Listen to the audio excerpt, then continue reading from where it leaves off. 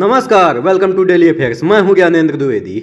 आज हम बात कर रहे हैं ऐसे स्ट्रेटेजिक ट्रूथ की जो सिर्फ इंडिया बांग्लादेश रिलेशन को नहीं बल्कि पूरे साउथ एशिया के पावर बैलेंस को हिला सकता है।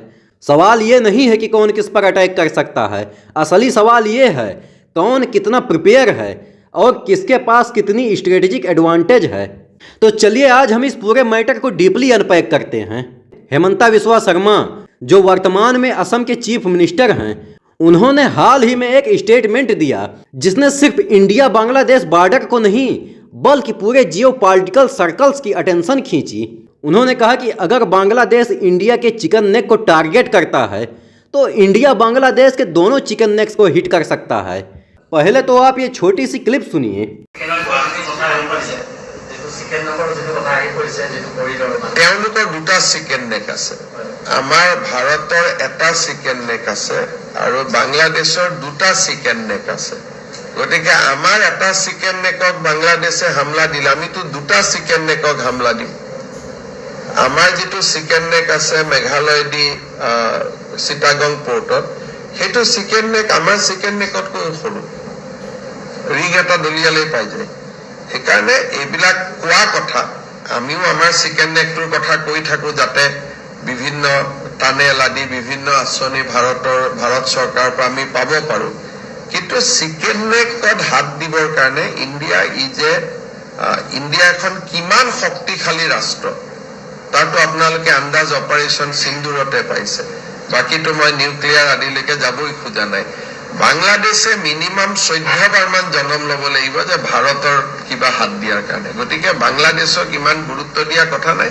ইটস এ স্মল কান্ট্ৰি আৰু ভাৰতৰ লগত তাৰ তুলনা নহয়। ये कोई उग्र पॉलिटिकल रेटोरिक नहीं बल्कि एक स्ट्रेटेजिक वार्निंग है और इसका डिटेल समझना बेहद जरूरी है। तो सबसे पहले हम इंडिया की चिकन नेक यानी सिलीगुड़ी कॉरिडोर को समझते हैं। ये वर्ल्ड की सबसे वल्नरेबल कॉरिडोर में से एक है।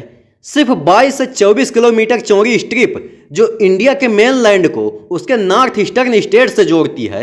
अगर इस नैरो कॉरिडोर को ब्लॉक कर दिया जाए तो इंडिया का पूरा नॉर्थ ईस्ट जो अरुणाचल प्रदेश, असम, मिजोरम, त्रिपुरा और नागालैंड जैसे स्टेट से बना है, मेनलैंड से कट ऑफ हो जाएगा। और यही वजह है कि इंडिया के लिए ये कॉरिडोर मिलिट्री, इकोनॉमिक और जियोपॉलिटिकल तीनों लेवल पर लाइफलाइन है। लेकिन यहाँ कहानी सिर्फ इंडिया की वल्नरेबिलिटी की नहीं है बल्कि बांग्लादेश की भी है। बहुत कम लोग जानते हैं कि बांग्लादेश में 2 स्ट्रेटेजिक पॉइंट्स हैं जिन्हें हेमंता बिस्वा शर्मा ने बांग्लादेश का चिकन नेक कहा। पहला है तेठुलिया के पास का नैरो कॉरिडोर जो इंडिया के जलपाईगुड़ी और कूच बिहार से जुड़ा है, और दूसरा ईस्ट में त्रिपुरा मिजोरम बॉर्डर के पास का कॉरिडोर जो बांग्लादेश के लिए बेहद क्रिटिकल है। अगर इंडिया चाहे तो इन दोनों पॉइंट को ब्लॉक कर सकता है या अटैक करके बांग्लादेश का इंटरनल मूवमेंट, सप्लाई चेन और नेशनल इंटीग्रिटी को सीरियसली हर्ट किया जा सकता है। अब आते हैं असली पॉइंट पर। क्या ये बातें सिर्फ थ्योरी में हैं? तो इसका जवाब है नहीं। इंडिया ने हाल ही में बांग्लादेश को $1 बिलियन की फाइनेंशियल असिस्टेंस दी है जिसे मीडिया ने $1 बिलियन मैसेज कहा। इसका मतलब सिर्फ पैसा देना नहीं था बल्कि एक पॉलिटिकल और डिप्लोमेटिक सिग्नल भेजना था कि हम दोस्ती में तो आगे हैं लेकिन अगर हमें टारगेट किया गया तो हम पीछे नहीं हटेंगे।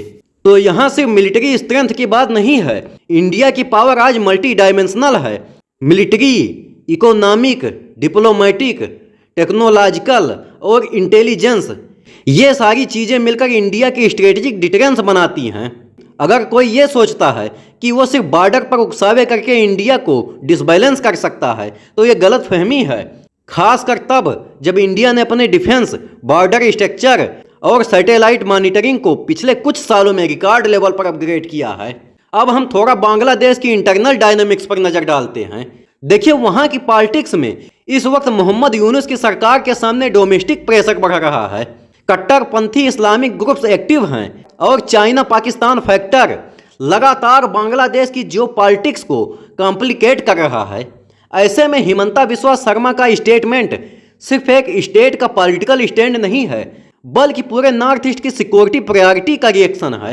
और हाँ, इंडिया के लिए बांग्लादेश सिर्फ एक पड़ोसी देश नहीं है, ये एक हिस्टोरिक पार्टनर भी है।